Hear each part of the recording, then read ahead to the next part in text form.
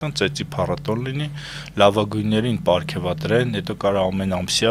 ծեծի պարգևատրություններ լինեն, հետո տարվա լավագույն ինչը լինի եւ այլն,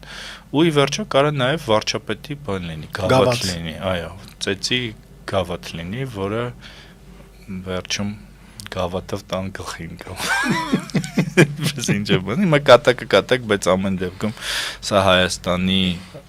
վարկանիշին շատ մեծ հարված է, ընդ որում նաև քաղաքացին ապուշի տեղ դնելու բանը, որ իբր